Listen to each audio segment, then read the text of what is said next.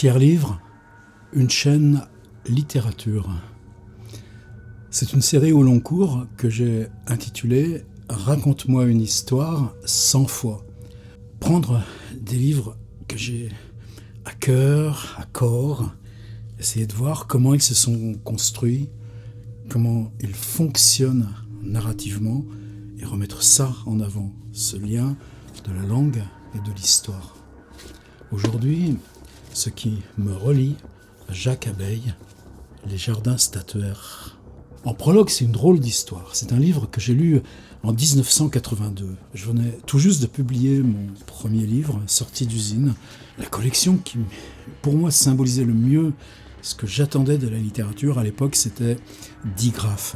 En particulier Jean-Paul Gou, Philippe de la Genardière, une association du lyrisme, quelque chose de mystérieux, mais des nappes, une jouissance de la langue, et d'une langue qui raconte.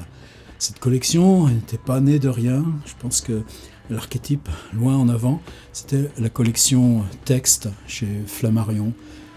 Est-ce que ça a été fondé par Paul Tchaikovsky-Lawrence, développé ensuite par Bernard Noël, ou le contraire, je sais plus. Mais enfin, en tout cas, la figure de Bernard Noël, la figure de POL sont là, très profonds. J'y lisais en particulier Roger Laporte.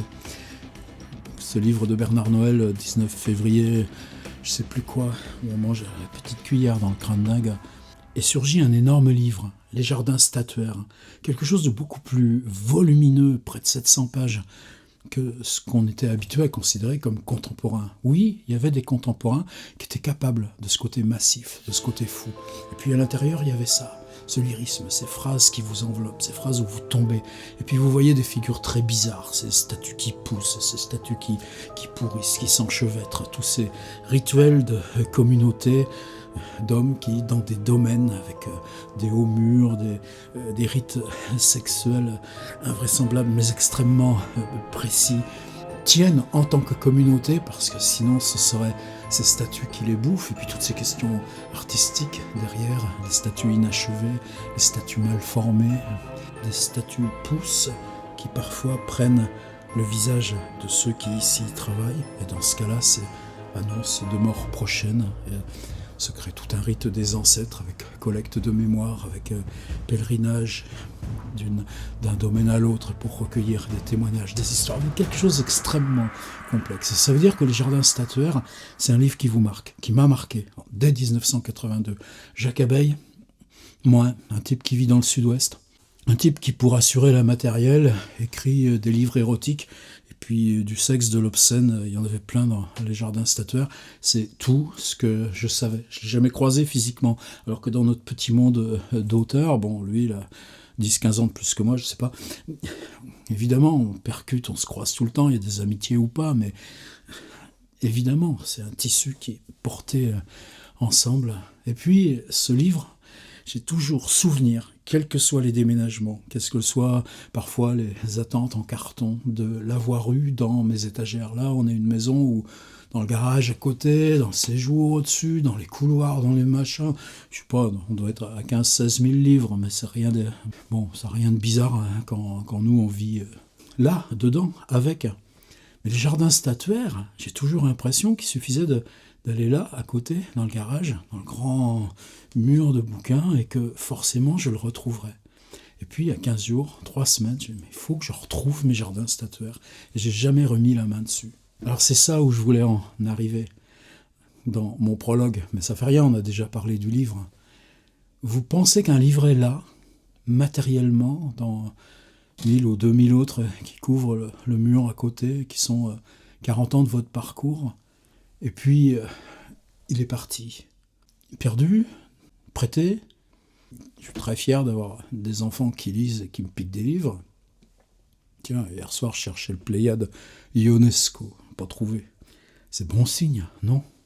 Mais jamais j'aurais pensé que ce livre qui était là, dans ma tête, ne puisse pas avoir base matérielle, là, parmi mes archives livres du contemporain. Et pourtant, ça fait 3 semaines et je ne l'ai pas retrouvé. Fin du prologue. Alors vous embêtez si loin avec un prologue comme ça, eh ben je l'ai recommandé, Jacques Abeille, Les jardins statuaires. Et puis, du coup, comme je l'ai entièrement relu, je suis parti dans le suivant, le veilleur du jour. Paradoxalement, ensuite, les chemins, ça avait bifurqué, je n'avais pas lu.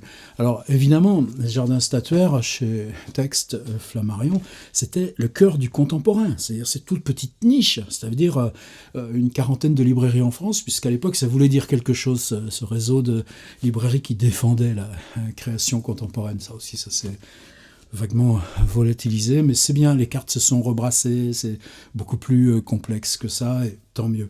J'avais su, puisque ça c'est notre veille, justement cette histoire de nappe, de communauté, que les jardins statuaires avaient été réédités.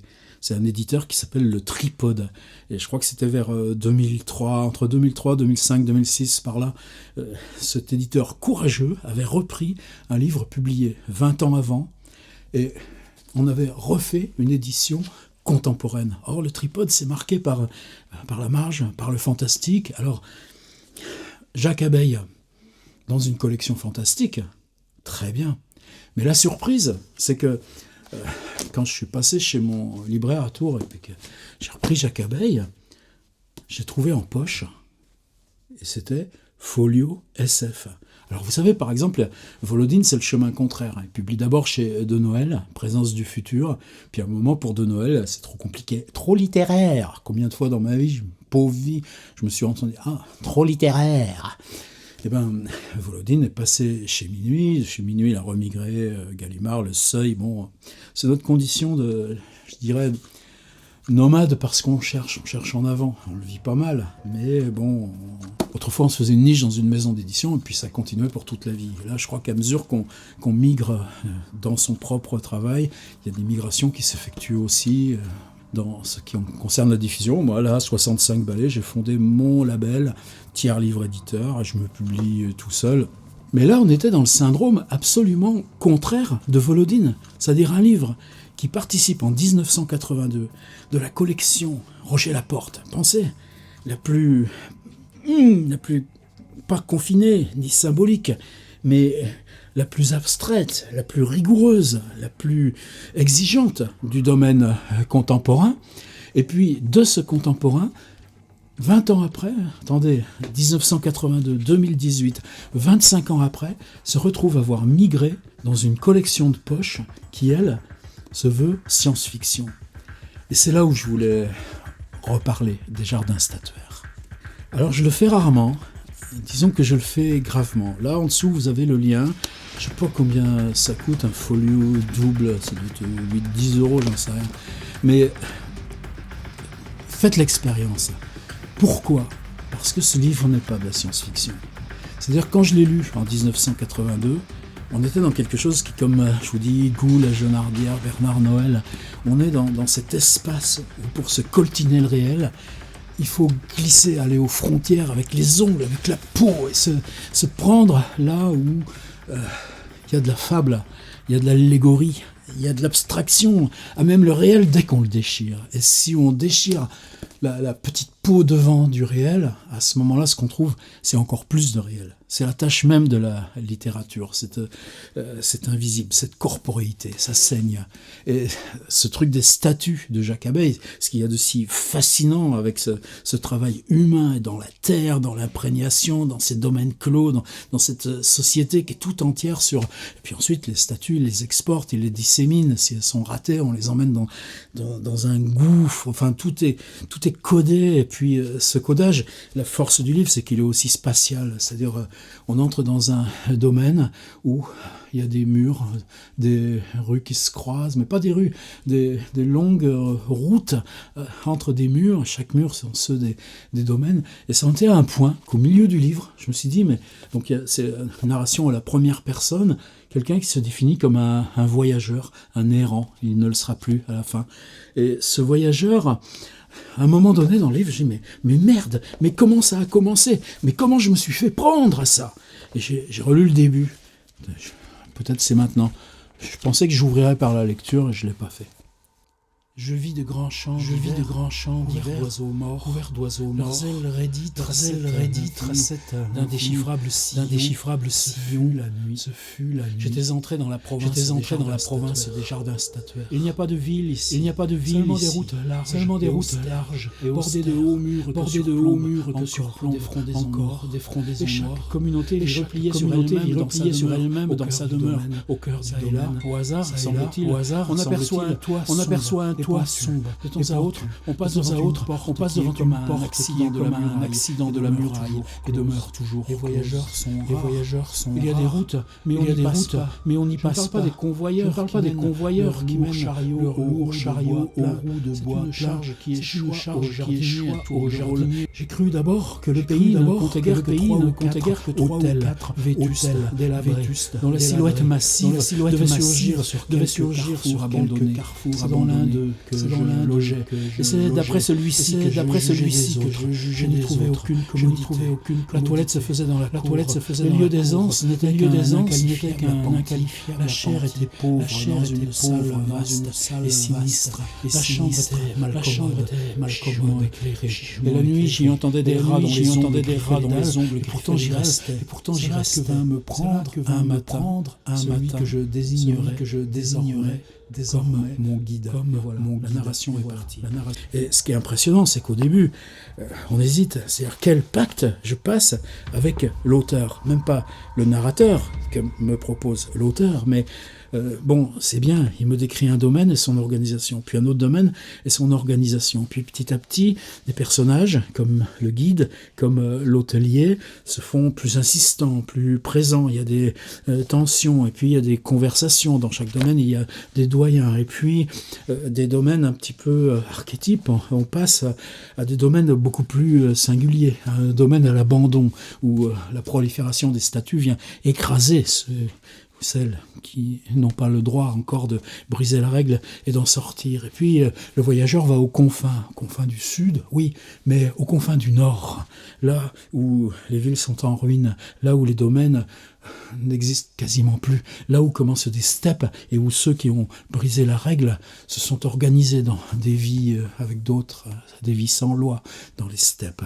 Et tout d'un coup, on se retrouve quasiment, on est à la moitié, puis aux 2/3, et puis tout d'un coup, cette histoire de passe vers l'action, de passe vers la pression, de passe vers des personnages avec toute l'obscénité, avec le risque, avec l'homosexualité, tout ça devient tellement prégnant, étouffant, que vous êtes dans une espèce de page turner. Puis vous avancez à mesure que cet errant va vers un destin. Le livre a une fin ouverte, je ne vais pas vous le spoiler. Alors pourquoi je voulais faire cette vidéo ? D'une part, je suis content de reprendre, d'avoir fait un petit break, prendre des forces, justement m'être immergé dans des lectures. C'est-à-dire dire, c'est pas un bouquin qu'on refeuillette, on prend ses souvenirs, puis on rebalance. C'est-à-dire tout d'un coup découvrir que, ouais, un livre de 700 pages, j'étais capable de le lire jusqu'au bout, lentement, chaque soir, chaque nuit, un petit bout, et puis appeler. Alors évidemment, derrière, on entend Franz Kafka, cette promiscuité obscène des êtres. Il y a ça dans le procès, quand ils font l'amour avec la cuisinière de l'avocat, en dessous la table de l'avocat, pendant que l'autre continue de pérorer. Il y a ça avec les deux aides du château. D'ailleurs, il y a même un Barnabé qui vient se promener là à un moment donné. Mais il y a aussi le jeu des perles de verre de Hermann Hesse, si je prends ces idées de comment des communautés s'organisent. Et puis, il y a Robert Musil, l'homme sans particularité, c'est-à-dire il y a un paysage derrière. On ne se risque pas dans les confins de la littérature de paysage. Alors, est-ce que c'est une allégorie ? Est-ce que ça décrit la littérature ? Est-ce qu'on est dans de la science-fiction ? Est-ce qu'on est dans une invention qui vous fait... C'est noble. Il y a ça chez Ballard. Qu'est-ce que j'aime ? Il y avait ça chez Philippe K. Dick, mais j'aime Ballard à cause de ses façons de travailler sur ces murs de béton, ces îles de ciment, et puis comment ça donne à revers, à lire le monde dans lequel on est pris, le monde dont on vient. Il y a ça évidemment dans tout le travail d'Antoine Volodine, et puis ces différents hétéronymes. Mais qu'est-ce que là, en même temps, il y a cette somptuosité de la langue, il y a ces images où on s'arrête, c'est-à-dire que le début, vous voyez, il n'y a pas de narration, on est simplement dans une espèce d'héritage du surréalisme. Ça, je ne sais même pas si c'est pas... Ça, c'est dédié à Jean Ellul, mais je crois qu'au départ, il y a une espèce de lancée du livre par des figures ou par l'héritage même du surréalisme. Ça, Jacques Abeille, on est très... Je pense même qu'avec ses 15 ans de plus que moi, il était à la jonction où lui-même a fréquenté les derniers surréalistes. Mais il y a quelque chose que je voulais dire avec force.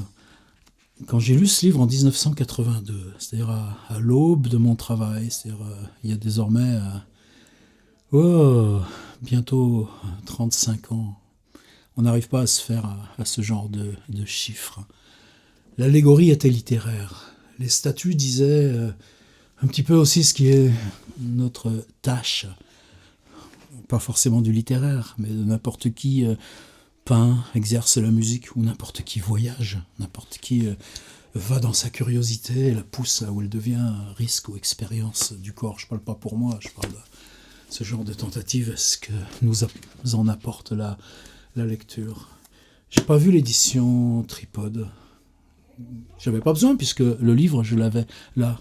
Et comme tous ces livres, il m'arrive de passer du temps là dans mon garage, de feuilleter, de les reprendre, de bricoler un coup de Echnoz, un coup de Marine Diaye, c'est ça le boulot. C'est le temps qu'on perd, c'est le temps qu'on perd hors d'écrire, c'est le temps qu'on perd dans l'avant-écrire. Et ben, il y a 30 ans ou 35 ans, c'était la période, l'arrivée de Mitterrand. Il y avait des choses qui se passaient, l'abolition de la peine de mort. Il y avait quelque chose qui se dépliait, qui nous mènerait. J'ai passé 1 an à Berlin en 1988.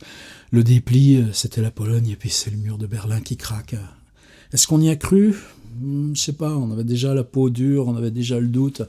On avait les philosophes, l'école de Francfort, c'est-à-dire à mesure que se dépliait cette tension Est-Ouest, on apprenait à la réviser, à lire autrement Marx, à lire à Adorno. C'est la période où on découvrait les premières traductions en France de Walter Benjamin, en tout cas Sens unique, toutes ces choses-là. Je pense que la théologie négative d'Ernst Bloch nous a aussi aidés. C'est l'époque où on réfléchissait autrement à Proust, à Kafka. Moi, j'étais à Paris 8 ces années-là. On avait les cours de Gilles Deleuze, de François Châtelet. Pour moi, celui qui a le plus compté, il y avait Louis Fausto pour Hegel, et puis Jean-François Lyotard, qui nous parlait Kant, qui nous parlait esthétique, qui nous parlait du peintre Monori. Donc je pense qu'on n'était pas des becs jaunes, tout d'un coup, quelque chose se réouvrait dans l'histoire. Simplement, il se trouve que depuis 10 ans, ça se referme. On ne va pas vous faire un dessin. C'est un monde qui doit appréhender sa propre mort. On appelle ça l'anthropocène, et on comprend à travailler l'anthropocène que ça a commencé à naître et agir bien avant qu'on le nomme et on le pense. Je ne veux pas dire que Les Jardins statuaires soit un livre à lire dans une utilité, soit à lire comme on lit un essai, comme on réfléchit là récemment avec Judith Schlanger, Présence des œuvres perdues, livre qui a initié cette revisite à long terme. Mais ce qui m'a pris aux tripes en lisant Les Jardins statuaires de Jacques Abeille, relisant à 35 ans de distance, et le redécouvrant dans une collection de poche marquée science-fiction, c'est comment ce livre, la littérature, la tâche de littérature, c'est-à-dire tout d'un coup on a dit, mais merde, on a produit des classiques et on s'en est même pas aperçu. Ça veut dire quoi, classique ? C'est-à-dire on a produit des livres, un type, Jacques Abeille, a produit un livre, il y a les suivants de ces contrées, c'est-à-dire il y a le même mot contrée dans le dernier livre de Jean-Paul Gou. Produire des livres qui sont capables de nous plonger dans le réel, là où il se défait, là où la menace grandit, là où la menace peut l'emporter, puisque c'est précisément ça qui se dit de façon magistrale, mais nous aide à réfléchir sur ce truc. Qu'est-ce qu'on y fait ? Et pourquoi on y reste, même s'il n'y a pas de pourquoi, même quand il n'y a pas de pourquoi. Et quelle est la nature de ce risque ? Je ne veux pas vous dévoiler la fin des Jardins statuaires. Ce qui compte, c'est le chemin que vous pouvez faire dans et par ce livre. Et SF, il y a une noblesse sans doute à l'idée même de science-fiction En ce sens que je parle pas de H.P. Lovecraft. Lovecraft, c'est avant la science-fiction. Rien à voir. Il y a une noblesse de cette dénomination, là où elle s'annule elle-même dans ce qu'elle nous réouvre d'imaginaire, dans le côté même le plus terrifiant du présent. Simplement, là, on a 700 pages. Je dirais c'est une espèce de vision globale, vision générale, vision d'ambition. Ça manque, l'ambition. Et c'est à la hauteur. Pourquoi c'est à la hauteur ? Parce que, justement, il y a les statues. Il y a quelque chose qui tient de l'art, du jeté de l'art. Cette liberté, cette gratuité de l'art. Jacques Abeille, Jardin statuaire, c'est en folio SF. Je pensais que ce serait un petit épisode de cette série, et boum, ça m'a interrompu pendant plus de 3 semaines. Le temps que je lise.